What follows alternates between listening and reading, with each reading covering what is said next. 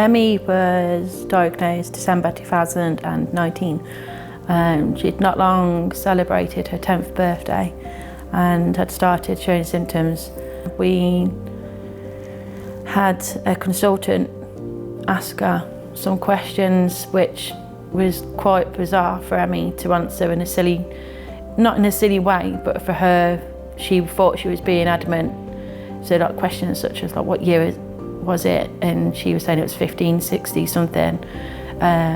She was even asked how old I was, and she told the consultant I was 60 something, and I wasn't at all. Because of her behaviour and the symptoms leading up to it, decided to go and send her for a CT scan. And that's where we found out within half an hour she had a mass on her brain. She actually had to have a detailed MRI scan later that day, and we were told that it was a tumour, but they couldn't be certain whether or not it was cancer or not, but it had to be removed. So she had the operation done on the 6th, which was the Friday. So leading up to that Friday, we then started seeing the classic symptoms, which they associated with brain tumours. So the slowing of the speech, she was struggling to walk. She even struggled to concentrate colouring, which was one of her favourite things. So to her, she was colouring in the lines, and she wasn't. She was colouring out the lines. By the Tuesday, she was actually sat up eating bacon and sausage sandwiches that she demanded that she had for breakfast. So she completely took everybody by surprise with how quick she was recovering. But unfortunately, on the Wednesday, we were told it was the tumour was called a medulloblastoma, and because of how intense the tumour was and everything, they were put in under a grade 4, so which is one of the highest grades for a brain tumour. So we'd gone from thinking that she was going to be okay to being told that it was actually cancer, and we knew straight away. They told us that she was at a high chance of relapsing. So as much as that one tumour had gone, she was at risk from relapsing and having another tumour. So the plan was to put her straight into intense treatment. I'm currently at home resting. Ready for round 3. Yeah. We had a 6-week break after radiotherapy, so we made the most of that. Luckily, because of the lockdown, her siblings weren't allowed to go in school, so we were able to get time together. And we did manage a breakaway in February, didn't we? You remember where we went? Wasn't it Bournemouth? It was Bournemouth. We'd gone and they'd gone on the beach, and we pushed Emmy around in a wheelchair and wrapped her up along the seafront, and you know, that gave us a chance for the three of them to make memories, which was a good thing, because I think that was the last time we were able to. Go on then.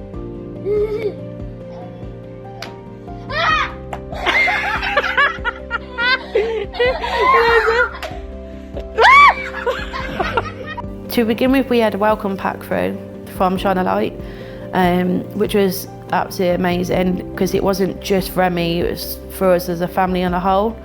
So in his welcome pack, there was all sorts in there. There was a fluffy blanket that Emmy absolutely adored. We had a popcorn machine in it, didn't we?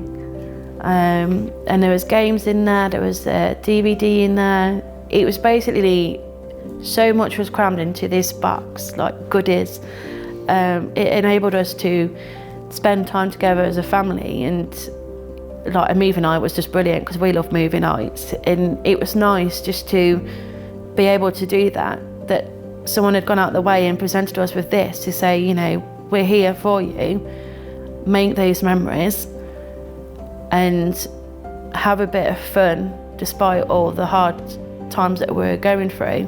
We hope you feel better soon. And we actually thought we had weeks with her, like they suggested. Emmy actually passed away 4 days later on the 20th. With a room full of Christmas stuff. Decorated like a Santa's grotto, because she loved Christmas. And she was adamant she was going to have a Christmas, so we gave it her.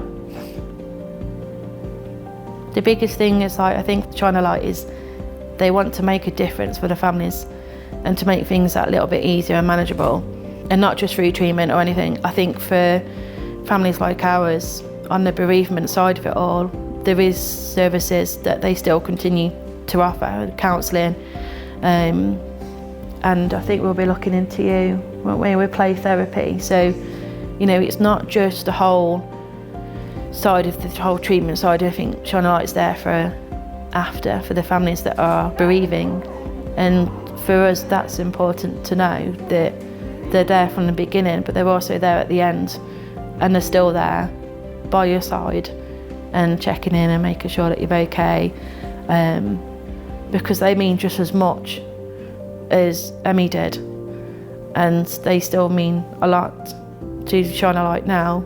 For them to get that support is amazing.